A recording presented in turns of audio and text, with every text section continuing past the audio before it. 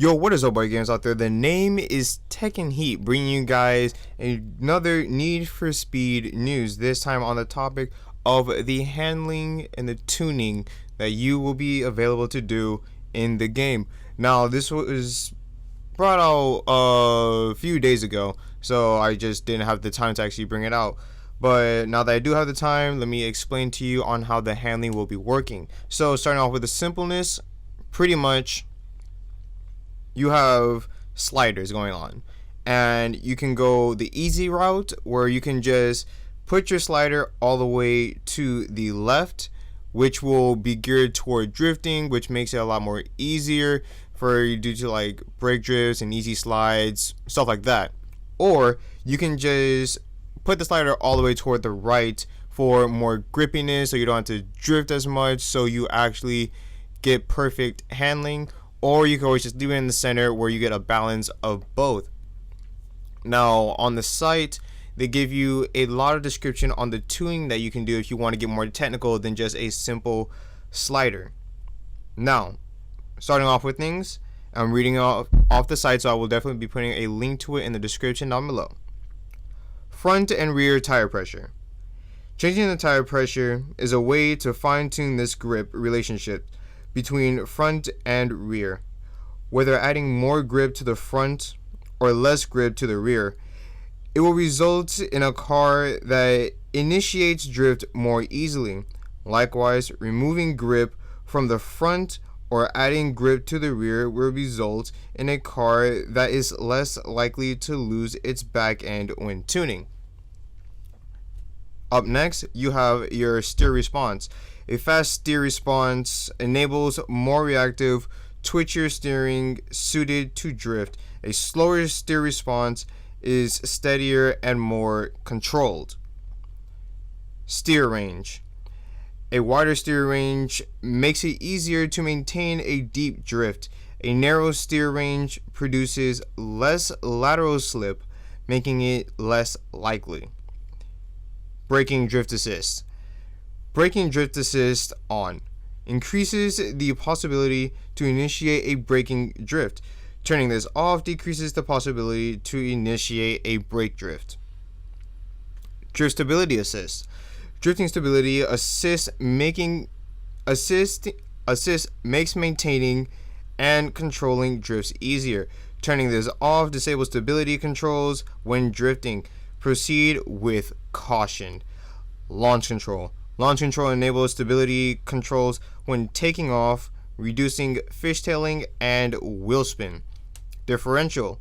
A lock differential will mean the left and right wheels constantly spin at the same rate.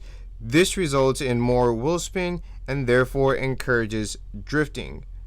Downforce. Downforce enhances traction at high speeds, encouraging stability when cornering.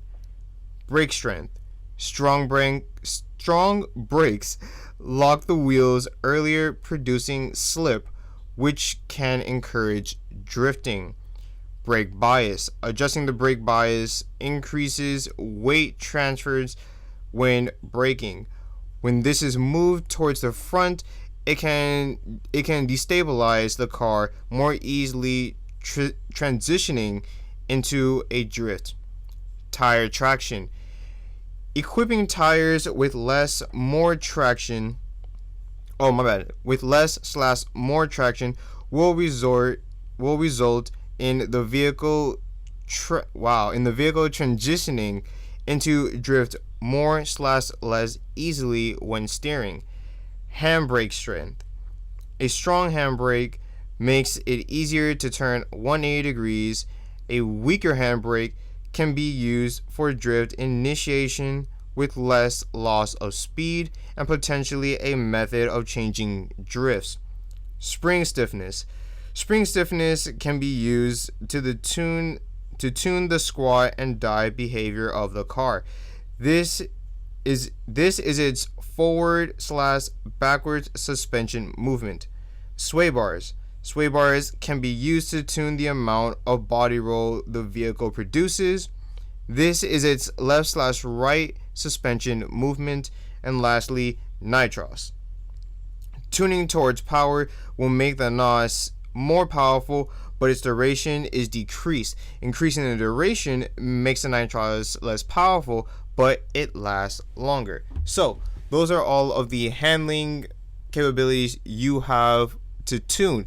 Now you can definitely see a large pattern here where they are catering to both the drifters and the people who just like grip more. So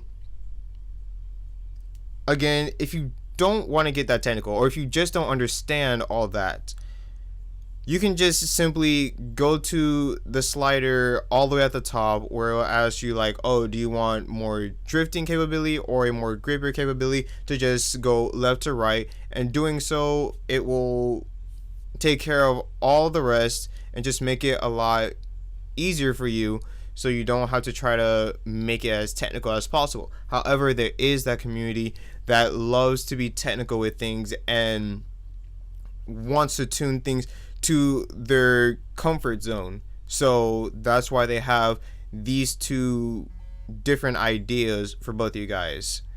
I really like this. I'm not one that's all too technical with my stuff, so for a while I might just be using the regular slider. I might slide it just a little bit more toward drift because I am one that loves the oversteer. I love drifting a lot, especially when there's nothing else to do in the game. All I want to do is just go out and drift. So I might be sliding it a bit more to the drift area. However, I don't want to make it too easy, so I'm not going to put it all the way. However, I'm pretty sure over time you will be seeing me trying to do proper drift builds and try to actually find a more comfortable tuning set for me to use. I'm pretty sure a lot of people will be doing that as well, but they're not forcing you to do that. I really like the fact that they're doing that. It's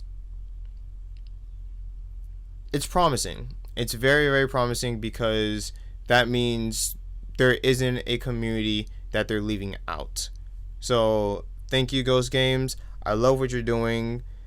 Again, if you want to get more details, just go into the link. Just click on the link that I put in the description down below. That will take you to this site where they describe the tunings that you can do in the game. So that's been everything. I know they just did a performance tuning update, so I will definitely be reading that to you guys tomorrow. I'll probably be recording it later on today, but just upload it tomorrow, just so I give a gap to the uploads. So that's been everything for now. Until next time, this has been your boy Tekken Heat, and I'm out. Peace.